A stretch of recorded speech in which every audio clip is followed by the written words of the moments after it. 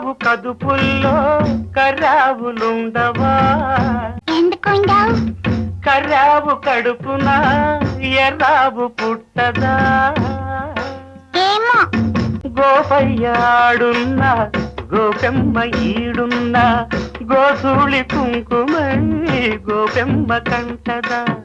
ఆ పొద్దు పొడిచేనా